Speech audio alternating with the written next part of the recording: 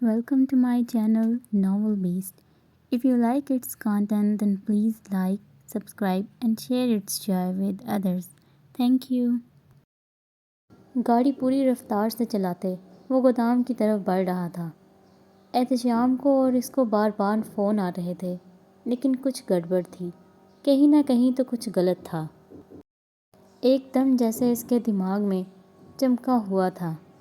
इसने गाड़ी को झटके से मोड़ा और साथ वाली सड़क पर डाल लिया। एहतशाम का सर विंड स्क्रीन से टकराते हुए बाल बाल बचा था। हाथ पागल हो गए हो क्या? और गाड़ी क्यों मोड़ ली? एहतशाम तपा हुआ बोला था। मारिया को कॉल करो, पूछो वो कैसी है। वो उसे हदायत देता, खुद भी अपने फ़ोन से किसी का नंबर डायल करने लगा। एहतशाम कुछ ज़रूर कहता, लेकिन हाथ की तनी हुई रगें और स्टीयरिंग व्हील को थामे सफ़ेद पड़ते हाथ देखकर खामोश हो गया और मारिया को कॉल करने लगा। दूसरी ही बेल पर इसने कॉल अटेंड कर ली थी और अपनी ही गर्दान अलापने लगी। वहीं हाथ बार बार फ़ोन मिला रहा था, लेकिन कोई जवाब मौसूल नहीं हो रहा था। इसने नासिर, हुरैन, लैंडलाइन सबको ट्राई किया। शिट! गुस्से से चिल्लाता वो स्टीयरिंग व्हील पर मुक्के मारने लगा। इसे घर पहुंचने में कम से कम आधा घंटा लगता। वह एक्सीडेंट की परवाह किए बगैर सिग्नल तोड़े गाड़ी पूरी रफ्तार से भगा रहा था। हाथ क्या हुआ है? एहतशाम इसकी हालत देखकर परेशान होने लगा था। ये एक ट्रैप था। असल निशाना हुरैन है। इसने बामुश्किल खुद को काबू करते हुए कहा, तो एहतशाम ने भी होंठ खींच लिए। इसने गाड़ी मेन गेट के बाहर रोकी। अभी वो ठीक से रुकी भी नहीं थी कि हाथ दरवाज़ा खोलकर छलांग लगाता बाहर निकला और अंदर की तरफ भागा। गेट से कुछ फासले पर ही 4 लाशें पड़ी थीं। वो सीधा अंदरूनी गेट की तरफ गया। दरवाजे के बीचों बीच नासिर का बेजान जिस्म पड़ा था। एहतशाम भी इसके पीछे ही अंदर दाखिल हुआ। हाथ नासिर पे एक नज़र डालता अंदर भागा और हुरैन का नाम चिल्लाने लगा। हुरैन, हुरैन! इसे बस इसकी हुरैन चाहिए थी। बाकी सारी दुनिया चाहे फना हो जाती, लेकिन इसकी हुरैन नहीं। वो सीढ़ियाँ चढ़ते कमरे की तरफ भागा। दरवाज़ा खुला था। अंदर कदम रखते ही हाथ की नज़र इसकी लाश पर पड़ी थी। मारा पर झुककर इसकी नब्ज़ चेक करने लगा, हालांकि जानता था कि इतना खून बहने के बाद वो ज़िंदा नहीं हो सकती। एहतशाम ग्राउंड फ्लोर चेक करके इसके पास आया था। नीचे कोई नहीं है। अमारा की लाश देखकर वो चौंका था और फिर ज़मीन पर बैठकर इसका खून से लता हुआ सर अपनी गोद में रख लिया। हाथ की नज़र अचानक कारपेट पर गिरी चमकदार चीज़ की तरफ गई थी। वो अमारा के पास से उठता इस तक आया था और इसे अपने हाथ में उठा लिया।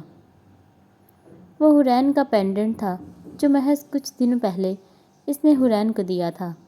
हाथ ने इसे अपनी मुट्ठी में बंद कर लिया। इसे हर तरफ सुर्ख नज़र आ रहा था। इसके घर पर हमला हुआ था। जानता था कि इसकी जुर्रत कौन कर सकता है। इसकी हिफाजत में रहती अम्मारा को निशाना बनाया और इसकी बीवी गायब थी। एक गरजदार धार उभरी थी इसके सीने से। अगर इसकी हुरैन को कुछ होता तो वो सारी दुनिया को आग लगा देता और सबको राख होने देता। कितनी ही बार वो इस पेंडेंट को मजबूती से दबोचे धाड़ा था। एहतशाम ने अमारा की लाश को उठाकर सोफे पर लेटाया और इनके आदमियों को फ़ोन मिलाने लगा। घुटनों के बल गिरा हुआ हाथ आंखों में खून लिए उठा था। हाथ कहाँ जा रहे हो तुम? फवाद को ढूंढने। हो सकता है वो और सूजी बचकर निकल गए हों। हाथ ने वो पेंडेंट इसके सामने किया जिसकी चेन टूटी हुई थी। ये गिरा नहीं है, इसे नोच कर निकाला गया है इसकी गर्दन से। इसका बस नहीं चल रहा था कि सामने खड़े एहतशाम का दिमाग अपनी गोलियों से भर दे। वो इस वक्त इस दरिंदे की मानित था जो अपने और गैर का फ़र्क भूल जाता है। हमारा यहाँ इसलिए है क्योंकि हुरैन यहीं थी। जब वो लोग यहाँ पहुँचे, वो मेरी हुरैन को ले गया है। क्या इतनी सी बात तुम्हारे दिमाग में नहीं घुस रही एहतशाम आलम? चिल्लाते हुए इसने अपनी उंगली से एहतशाम के सर को बार बार छुआ था। इसकी आंखों में मौजूद जुनून से घबराते हुए एहतशाम ने कदम पीछे को उठाए थे। ناصر بھی مر چکا ہے۔ ہاتھ کے پیچھے کمرے سے نکلتے ہوئے وہ کہنے لگا، اچھا ہوا مر گیا، ورنہ اس کے بعد مرتا میں مار دیتا اسے۔ وہ تیزی سے سیڑھیاں پھلانگتے کہنے لگا۔ جب احتشام نے کسی طوفان کا اندیشہ کرتے ہوئے اس کا بازو پکڑ کر ہاتھ نے ایک جھٹکے سے ہٹایا، تم کہاں جا رہے ہو؟ جہنم میں، وہ پھر سے دھاڑا تھا۔ ہاتھ رکو، میں جانتا ہوں تم شہباز مرزا کے پاس جا رہے ہو، لیکن ہمیں عمر سے بات کرنی چاہیے۔ اس کی بات پر وہ رکا تھا اور خطرناک طریقے سے احتشام کی طرف پلٹا۔ جانتے ہو فواد اب تک کیوں زندہ ہے؟ کیونکہ میں نے عمر کو اس کے طریقے سے کام کرنے دیا۔ میں نے تمہاری بات مانی، احتشام اور تمہیں فواد کو ڈھونڈنے دیا۔ اب میں تمہیں دکھاؤں گا کہ ہاتھ مرزا کیسے کام کرتا ہے۔ احتشام کے سینے پر ہاتھ رکھ کے ہاتھ نے اسے دھکیلا تھا۔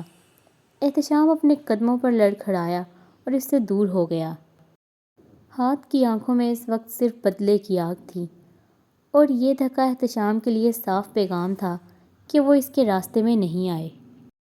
ابھی وہ اس کا دوست نہیں تھا، نہ ہی ہاتھ تھا، ابھی تو وہ صرف بیسٹ تھا، صرف بیسٹ۔ وہ احتشام کو وہاں چھوڑتا گیٹ کی طرف چل دیا اور اپنی گاڑی میں جا بیٹھا۔ احتشام بھی اس کے ساتھ جانا چاہتا تھا، لیکن اس وقت وہ اپنی ٹیم کا انتظار کر رہا تھا جو ان تمام لاشوں کو ٹھکانے لگاتے۔ شہباز اس وقت کمرے میں لگی بڑی سی اسکرین پر کوئی فحش مووی دیکھنے میں مصروف تھا جب اس کے پرسنل گارڈ نے اس کا دروازہ ناک کیا۔ کیا مصیبت ہے؟ وہ غصے سے بولا تھا۔ سر، آپ کو میرے ساتھ چلنا ہوگا۔ اس کی بات پر شہباز کا ماتھا ٹنکا تھا۔ کیا مطلب ساتھ چلنا ہوگا؟ اس کا باڈی گارڈ ایک قدم لیتا دروازے کی دہلیز پار کر کے اندر داخل ہوا تھا۔ ہاتھ صاحب آپ سے ملنا چاہتے ہیں۔ اس شخص کی جرأت پر شہباز دانت پیسنے لگا۔ کہہ دو اسے کہ میں ابھی مصروف ہوں۔ وہ اسے کہتا پھر سے اسکرین کی طرف پلٹا۔ اگر آپ خود نہیں چلیں گے تو مجھے آپ کو زبردستی لے جانا ہوگا۔ اس کی بات پر وہ غصے سے کھڑا ہوا اور سامنے پڑے میز کو زور سے لات ماری۔ تم میرے باڈی گارڈ ہو یا اس کے آدمی؟ شہباز کی بات پر اس شخص نے سختی سے لب بھینچے تھے، جس سے صاف ہو گیا تھا کہ وہ کس کے لیے کام کرتا ہے۔ شہباز کو ایک دم ٹھنڈے پسینے آئے تھے۔ اس کا پرسنل باڈی گارڈ اور ہیڈ اگر ہاتھ کے آدمی تھے تو یقیناً باقی سب بھی اسی کے آدمی تھے، لیکن یہ بات اس پر اب کیوں ظاہر کی جا رہی تھی؟ وہ جانتا تھا کہ اس کا کیا مطلب ہے۔ وہ دراز میں رکھی گن کی طرف بھاگا، لیکن اس سے پہلے وہ اس شخص کے قبضے میں تھا۔ شہباز اپنی پوری قوت سے اس سے آزاد ہونے کی کوشش کرنے لگا، لیکن وہ کسی پہاڑ کی طرح مضبوط تھا۔ ایک اور آدمی اس کی مدد کے لیے آیا اور وہ دونوں چلاتے گالیاں دیتے شہباز کو وہاں سے گھسیٹتے ہوئے لے گئے۔ جیسے ہی اس کے آفس میں لے جایا گیا، اس کی نظر فوراً ہاتھ پر گئی۔ وہ اس کی کرسی پر بیٹھا دونوں ٹانگیں میز پر رکھے ہوئے تھا۔ سامنے میز پر ایک گن رکھی تھی اور خود وہ سگریٹ کے کش لے رہا تھا۔ ہاتھ، یہ کیا طریقہ ہے اپنے باپ سے ملنے کا؟ دوسری جانب رکھی گئی کرسی پر وہ لوگ جب شہباز کو باندھنے لگے تو وہ بوکھلا کر کہنے لگا۔ چھت کو گھورتے ہاتھ نے اپنی نظروں کا زاویہ بدلا تھا۔ جیسے ہی اس کی نظر شہباز سے ملی، وہ کام کر رہ گیا۔ وہ ہمیشہ سے سرد مہر تھا، لیکن آج اس سے ہاتھ کی نظروں میں اپنی دردناک موت دیکھی تھی۔ وہ اپنی ٹانگیں میز پر سے ہٹاتا سیدھا ہو کر بیٹھ گیا، سگریٹ کا آخری حصہ دور پھینکا اور سامنے پڑی گن کو ہاتھ میں لے لیا۔ اولڈ مین، میں تم سے صرف ایک سوال کروں گا اور مجھے اس کا جواب چاہیے۔ فواد کہاں ہے؟ ہاتھ نے ہر لفظ ٹھہر ٹھہر کر ادا کیا تھا۔ اس کے سوال پر شہباز استہزائیہ مسکرایا تھا۔ مجھے نہیں معلوم۔ شہباز نے صاف انکار کیا۔ جانتا تھا جب تک یہ راز نہیں اگلے گا زندہ رہے گا۔ اس کی بات پر ہاتھ گن واپس میز پر رکھ کے اس کے سامنے آ کھڑا ہوا اور پھر شہباز پر جھک کر کہنے لگا، اگر تم مجھے بتا دو گے تو میں وعدہ کرتا ہوں تمہیں آسان موت دوں گا۔ وہ سرگوشی کرنے کے انداز میں کہنے لگا۔ اس کے لہجے سے ایک لمحے کے لیے شہباز نے اسے بتانے کا ارادہ کیا، لیکن پھر سے انکار کر دیا۔ میں تمہارا باپ ہوں، تم ایسا کچھ نہیں کرو گے۔ ویری ویل، تو پھر ایسے ہی صحیح۔ وہ اپنے کف فولڈ کرتا شیطانی مسکراہٹ لیے کتنے سکون سے کہہ رہا تھا۔ اگلے ہی لمحے ہاتھ نے لات مار کر اسے کرسی سمیت نیچے گرا دیا۔ بندے ہونے کے باعث وہ کافی زور سے گرا تھا۔ اب شہباز اپنے قدموں کی طرف سے اونچا تھا جبکہ اس کا سر نیچے تھا۔ جانتے ہو میں یہ کب سے کرنا چاہتا تھا؟ ہاتھ کی آواز اس کی سماعت سے ٹکرائی تھی اور پھر کوئی کپڑا اس کے چہرے پر پھینک دیا گیا۔ وہ اپنا سر ہلا کر اسے اپنے منہ سے گرانے کی کوشش کرنے لگا لیکن ہاتھ نے اس کا منہ اپنے ہاتھ میں دبوچ لیا۔ ایک آدمی نے اس کے سامنے پانی سے بھری گیلن رکھ دی۔ اس نے ایک بوتل کو تھاما اور شہباز کے منہ پر رکھے تولیے پر انڈیلنے لگا۔ شہباز تولیے کی وجہ سے آکسیجن کم مقدار میں لے پا رہا تھا۔ جیسے ہی تولیہ پانی سے گیلا ہوا وہ بھاری ہو کر اس کے چہرے سے چپک گیا۔ جو سانس وہ پہلے لے پا رہا تھا اب اس کی جگہ وہ اس تولیے سے پانی ناک اور منہ میں کھینچنے لگا۔ کچھ ہی سیکنڈ میں اس کا سانس بری طرح اکھڑ گیا۔ وہ جب بھی سانس لینے کی کوشش کرتا پانی اس کے ناک میں گھس جاتا۔ حلق اور پھیپھڑوں میں جلن ہونے سے وہ بے ہوش ہونے لگا۔ تبھی اس کے چہرے سے تولیہ ہٹا لیا گیا۔ شہباز نے آکسیجن میسر ہوتے ہی ہوا کو اپنے اندر کھینچا۔ ابھی اس نے محض 2 بار ہی سانس لیا ہوگا جب وہ تولیہ دوبارہ سے اس کے منہ پر تھا اور ہاتھ پھر سے اس پر پانی ڈال رہا تھا۔ وہ بری طرح تڑپنے لگا۔ دماغ پر بوجھ بھرنے لگا۔ جب وہ دوبارہ بے ہوش ہونے لگا تو چہرے سے تولیہ پھر سے ہٹا لیا گیا۔ اس کی حالت 2 بار میں ہی خراب ہو گئی لیکن بنا کسی طرز کے ہاتھ نے پھر وہی عمل دہرایا۔ وہ اسے مسلسل تکلیف میں رکھ رہا تھا لیکن بے ہوش ہونے کی اجازت بھی نہیں دے رہا تھا۔ اب کی بار جیسے ہی ہاتھ نے تولیہ ہٹایا وہ رندی ہوئی آواز میں بول اٹھا، افغانستان، افغانستان، افغانستان میں کہاں؟ ہاتھ نے اسے بالوں سے دبوچتے ہوئے پوچھا۔ نیم بے ہوشی میں شہباز نے سارا پتہ اگل دیا تھا اور پھر بامشکل گہرے سانس لینے لگا۔ اس کے حلق میں اتنی تکلیف تھی کہ سانس لینا بھی جان لیوا لگ رہا تھا۔ ہاتھ شہباز سے کچھ فاصلے پر کھڑا ہو گیا اور اسے کھولنے کا اشارہ کیا۔ 2 آدمیوں نے فوراً آگے بڑھ کر اسے آزاد کر دیا۔ ہاتھ نے اسے پھر سے بالوں سے کھینچا اور وہاں سے باہر گھسیٹنے لگا۔ وہ کراہتا ہوا اس کے ساتھ گھسیٹتا جا رہا تھا۔ کچھ دیر بعد وہ اسٹیٹ کی پارکنگ میں اسے لیے کھڑا تھا جہاں 2 ٹرک ایک دوسرے سے مخالف سمت میں کھڑے تھے۔ جانتے ہو یہ ٹرک تمہاری موت کا سامان ہے، وہ اسے اونچا کرتا کہنے لگا۔ شہباز اس کی آواز میں موجود جھلکتی شیطانیت سے کپ کپا اٹھا۔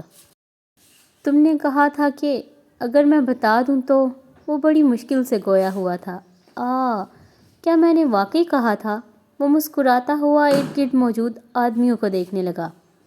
کیا ہے نا شہباز مرزا، میں اپنے آدمیوں کو اتنے اچھے شو سے محروم کیسے رکھتا؟ وہ اپنا چہرہ اس کے قریب کر کے بولا۔ ہاتھ کی آنکھوں میں موجود درندگی دیکھ کر وہ رونے لگا اور اس سے اپنی جان کی بھیک مانگنے لگا۔ اس کی بات سے شہباز کو وہ دن یاد آیا تھا جب صدف اس سے اپنے بھائی کی جان کی بھیک مانگ رہی تھی۔ شہباز کو یاد آیا کہ کیسے ہاتھ کے توقیر کو قتل کرنے کے بعد اس نے اس لاش کو کتوں کے آگے پھینکوا دیا تھا اور صدف سے یہی الفاظ کہے تھے کہ وہ کیسے اپنے آدمیوں کو محروم رکھے۔ ہاتھ اس سے اس دن کا بدلہ لے رہا تھا، اس عمل کا بدلہ جو کہ اتنے سالوں پہلے کیا گیا تھا۔ ہاتھ اسے کھینچتا ہوا اس ٹرک کے پاس لے جانے لگا تو وہ چیخنے لگا۔ ایک کے بعد ایک منظر اس کی آنکھوں کے سامنے گھوم رہا تھا۔ توقیر کو قتل کروانا، احتشام کے ماں باپ کو، ان معصوم لڑکیوں کو، نہ جانے کتنی معصوم جانیں لی تھیں اس نے اور کبھی ایک شکن تک نہ آئی، اور آج وہ اسی تکلیف کا سوچ کر چلا رہا تھا۔